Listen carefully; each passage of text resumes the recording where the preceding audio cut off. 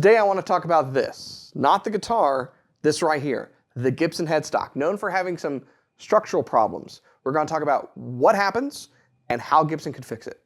Stay tuned.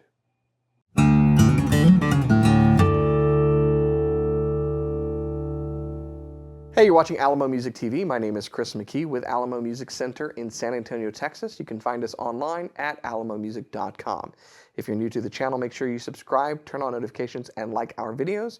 If you'd like to support the channel, visit our spring store link below for custom swag, and check out our podcast, the Fretboard Confessional, wherever you get your podcasts. So, check this out. This is a pretty cool guitar, and it's actually interesting that I'm showing you this. I am buying this guitar. This is a used ES335 that was traded in at our store.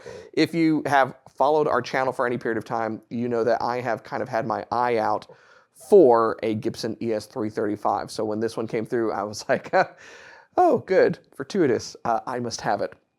It's cool. It's a 1992 ES335 reissued dot. So if you think about that, no, it's not 10 years old, which is how it first hit me. It's actually 30 years old since it's a 92. It's a very cool guitar. I really like the figuring on it, front and back. But it has a problem that's been fixed, but it has had a headstock break. So the headstock on this broke, as sometimes happens, and it was professionally repaired. I had our in-house guitar tech, Casey Jones, take a look at it for me. And I can still kind of feel it. It's perfectly structurally sound, but I can still see and feel this break. So I am actually going to get this to him to go over and basically work on that. But it brings up an interesting question. Why does this happen?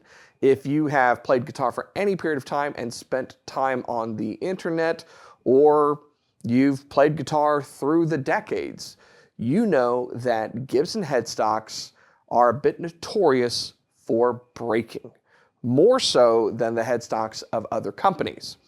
And today I want to explain to you why, because there's a very clear reason why this happens, why Gibsons are notorious and susceptible to this, and it deals with basically the way the guitar is constructed, and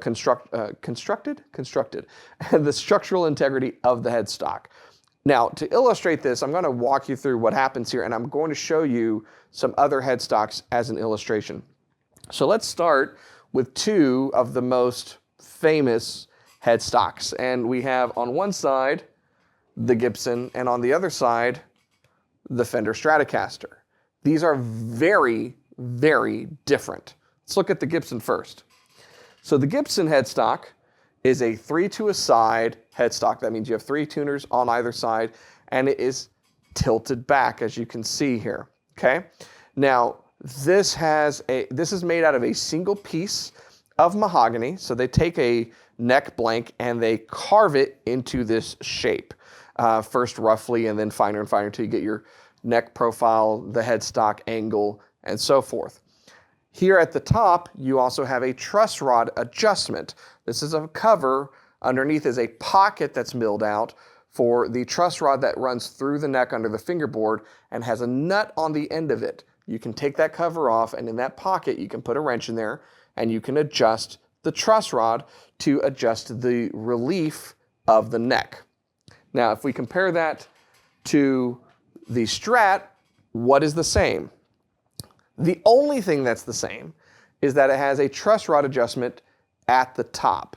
And that's not always the same for all Stratocasters or all Fender guitars. Depending upon the year, it might be at the bottom rather than the top, and the style changes. 70s models had bullet style truss rods, for instance. But that's about it. That's the only thing that's the same. The material's different. This is made of hard rock maple. You can see there is no angle back to it, and the tuners are all on one side. So this changes a number of things. First of all, because it's not angled, you have to deal with the angle of the strings. They need to come over the nut. Fender does that with a string tree, and on higher end models like the Professional 2s, the tuning posts themselves change in height to create or increase the breakover angle on the nut, because that's important. You don't want the string just kind of coming shallowly over the nut. It's going to cause problems with buzzing and intonation and tone and so forth. So Fender has a bit of a better strength situation going on here because they haven't cut a angle into the back of it like the Fender, but they then create another problem by not having enough breakover angle that they have to deal with by using the string tree. So that's what's going on here. Let's look at some other options though. So I have another 3-to-a-side guitar to compare to the Gibson. Now this is a Martin, okay? And if you look at it, it's very similar to the Gibson. Why aren't Martins as notorious as Gibsons for headstock breaks? Because really the design looks to be about the same. And in a lot of ways, it is the same. This is a mahogany neck or similar. It might be made out of sapele or Spanish cedar, depending upon the model. It is carved into that shape. It is a single one piece, and it has 3-to-a-side tuners on this. It's got that angle that we just talked about so that there's a nice breakover at the nut to the tuning posts so that they're locked in there well. You have good intonation and tone transference and so forth. But do you see what's missing? The truss rod adjustment is missing on this. It's accessed through the sound hole on a Martin guitar instead of under cover at the top. What that means is that there's not a pocket that's been milled out for that nut and the adjustment, so there's more wood here. Even though it's a single piece, there's more wood. So it's not as weak as the Gibson is because it's missing that pocket. And then finally, we're going to look at one more. This is a Taylor guitar. Similar design, right? This is 3-to-a-side. It's wood. It's got the same angle to address that need for the breakover angle at the nut. And it has a truss rod cover because, like the Gibson and like the Fender, the truss rod adjustment is from the top. It's got a cover. It's got a cavity that's routed out so that you can get a wrench in there and you can adjust the truss rod. So it's a lot like a Gibson. How come this doesn't have as many breaks as the Gibson? Well, in this particular case, this is not a solid piece of wood. This neck is actually 3 pieces. And one of those times where it's a 3-piece at the heel, it's a 3-piece at the headstock. If you ever look at the back of a Taylor, you'll see this part come down here, and you can basically kind of make out where the wood's joined. So what Taylor does is they take a piece of wood that's straight, and they cut an angle into the end of the neck and the end of the headstock. And so when you join them together, you've got straight grain being glued together, and you have this piece. It's called a scarf joint. It's very, very strong. So you can have a wooden neck, you can have the truss rod adjustment, you can have the pocket in there, but you have a lot of strength because of the way it's designed. So let's go back to my ES335 and talk about why it was broken, it had to be repaired, and what's going on since we've just looked at those headstocks. So this being one piece of wood creates a bit of a problem. Okay, you've got a few problems going on here. You've created an angle. You've created that angle for a necessary reason, but it creates tension at this fulcrum point.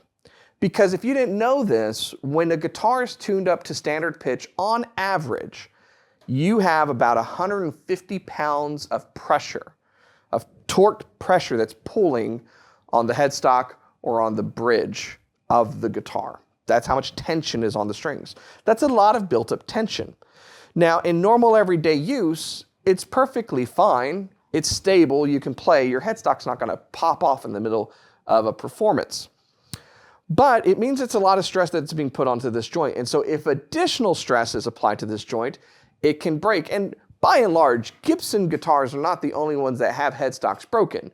We hear about them a lot because, one, they're fairly expensive guitars to have that happen to, and 2, they're a little bit more prone to this because of what I'm explaining. But this does happen to Martin guitars. If it gets stepped on or if it falls just right, it'll break. I've seen it happen to Taylor guitars, particularly older Taylor guitars. When they, prior to the development of the NT neck, they were one-piece necks, and then they were finger jointed and now scarf jointed. Those finger joints are very strong, scarf joints are very strong, but the older guitars prior to the 2000s, they could be susceptible to this, you know. So this isn't a Gibson only problem, but it's a Gibson often problem. So when we look at this, by the way, something else too is comparing a Taylor and a Gibson is just like the amount of wood, meat, if you will, of the neck from the nut to the top of or to the first tuning post is a little different. The angles are roughly the same, but the shaping and the distance is a little bit different, which kind of adds to this. So going back to what I was talking about, if you apply stress on this, and that can be stress from a fall, so a lot of times, here's a little PSA for you. If you have your guitar in a basic kind of guitar stand and it's not secured, all it needs to do is fall forward and you can have a break. This is on any guitar, so secure your guitars. I like it when they hang or they have a strap. This can happen in transit. Sometimes we will get Gibson guitars tuned up, put in, packaged well, shipped out. Shippers are, I don't know, mealy-handed with the guitars. They take some impacts, they get to us, we open the case, and the headstock's broken. It's a bummer because now a guitar has to get sent back because of the damage it dealt with. So it's any type of impact or additional stress that's placed on there. So it can be a whiplash, it can be a fall, you can drop your guitar, a strap can come off. SGs are notorious for this, and they're known for this mostly because the problem exists on all of the Gibsons, and they're a little neck heavy. So if a strap comes off or something, more so on a SG than on maybe a Les Paul, it's going down headstock first. It's just how it's going to fall. And so the break occurs. But here's what's really happening. Because it's a solid piece of wood, when you cut an angle into it, you are shortening the grain along that angle. So if you think about this, you have grain running the full length of the neck. And then as you hit this point of the neck where it begins to bend back, all of that is starting to get cut short. In some areas of this, you have very, very short pieces of grain. And then the rest of the headstock is all running kind of angled to the grain. So the grain lines on the rest of the headstock are just not straight. That's effectively what happens. If you look at the back of a clear-coated neck on any Gibson, you can see the difference. You can see that transition from the grain lines in the wood. So when you have short grain lines, it creates a weaker point in the wood. And then when you add to that you have milled out a pocket, you've taken material away, then what you end up with is you only have wood here, and a very thin piece of wood at the very back of that pocket that's graduating from one side to the other. And that's a recipe for weakness. So it's stable when you're playing, but if you drop this, all of that pressure is hitting those shortest pieces of grain along that thinnest portion of the headstock, and it's going to break. And so every time you see a Gibson headstock that has broken, it's always basically along the same lines. And it's usually held in place by the headstock overlay on the front that's kind of keeping it all together. So there you go. That's why that happens. That's the issue with the design. So why doesn't Gibson change it? And how could they change it? So I want to lay that out for you. And you know what? This is a campaign from me to Gibson, because I think there's not really a good argument for keeping it like it is. And let me explain why. So you can fix this a number of ways, as we just saw. You could have a straight pull headstock, or something with less of an angle, with a truss rail tool up at the top still. That's what we saw with a Fender. Gibson's not going to do that.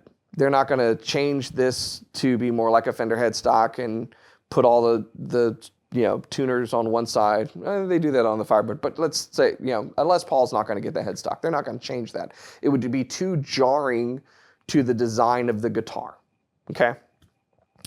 Another thing you could do is you could change the location of the adjustment for the truss rod. Now, I said the Martin comes through the body of the guitar, but on electric guitars, you can still adjust from the bottom of the neck.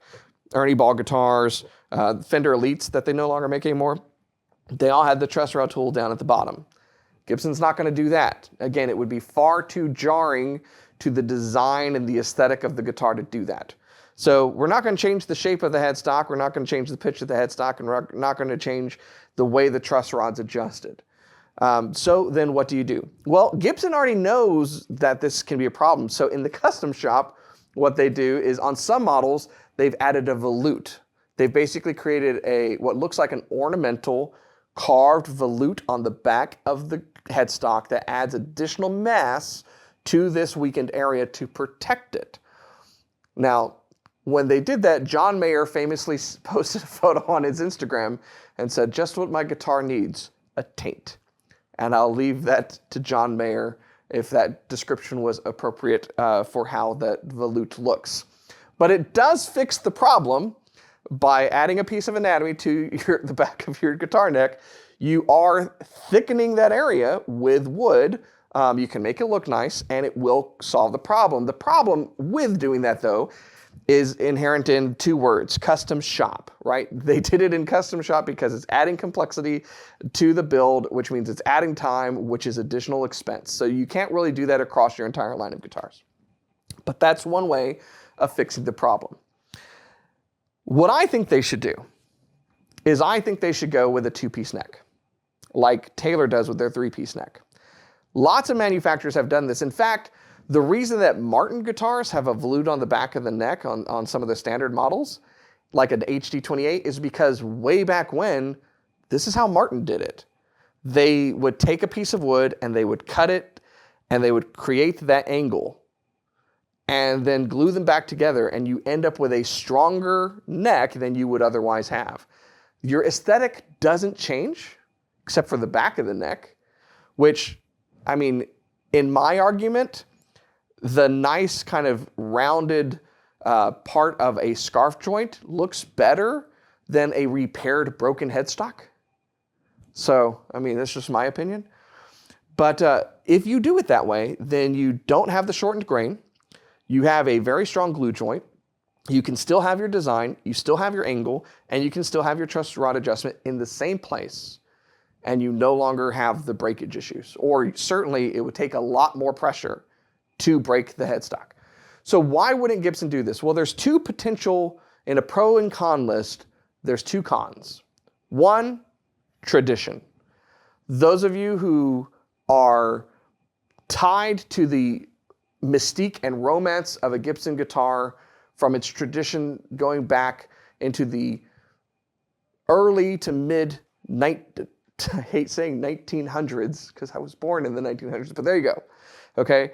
If you want a 50s Les Paul because it was a 50s Les Paul and you want it just like a 50s Les Paul, you are not going to be happy with a structural change, even if it's for the better.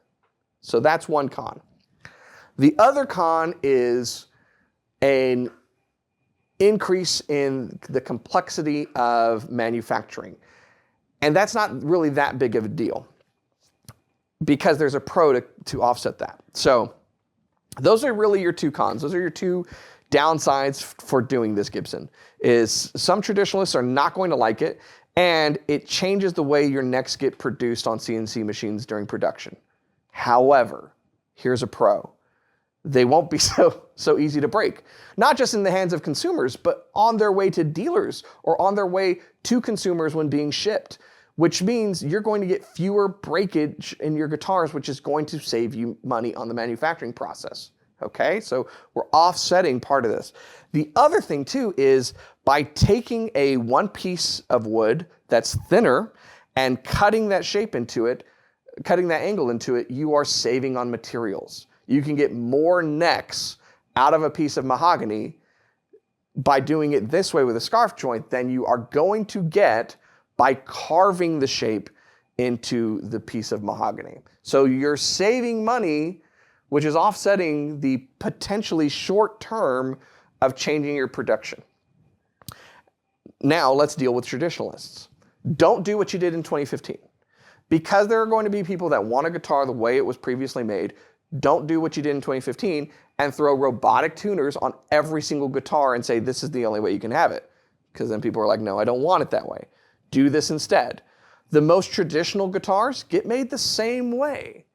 I know, most people say you don't want to have all sorts of different options in manufacturing. That's true. But they already do weight-relieved versions and non-weight-relieved versions. So why can't we have a version in a modern lineup that looks like a 50s Les Paul but has modern features?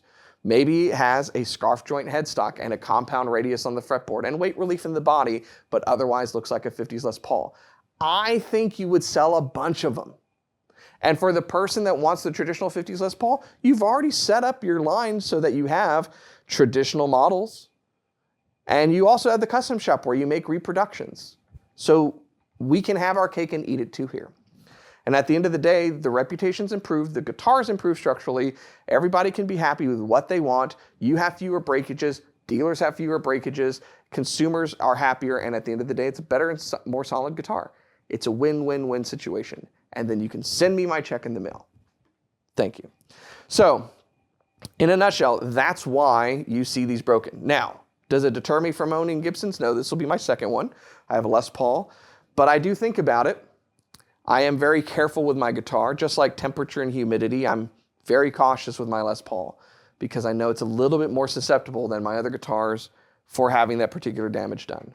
But wouldn't it be great if Gibson just fixed the problem for those of us who care about it and let everyone else enjoy the risk that they have when playing a Les Paul that isn't made that way? So that's my opinion on this matter. I hope that has helped you understand what's going on and what I think are very good potential fixes. By the way, they already glue the wings on the headstock. It's already not a one piece. But anyways, I digress. I'd like to know your opinion in the comments below. What do you think? Should Gibson go with my solution and start rolling this out through their lineup and maybe the modern guitars and see how the public responds to it? Wouldn't it be cool if they just made like a modern Les Paul with a beautiful flamed top that had a very 50s aesthetic to it, but with modern improvements? I think that'd be cool on its own. Strap locks, scarf joint, and compound radius just off the bat. Very cool guitar. So let me know in the comments below. If you are new to our channel, what took you so long? We are here talking about guitars all day long, so make sure you subscribe, turn on notifications, like our videos, and keep coming back for more. And remember, I always say at the end of the day, the best guitar in the world is the one you're playing. That's easier to do when the headstock is still attached. See you next time.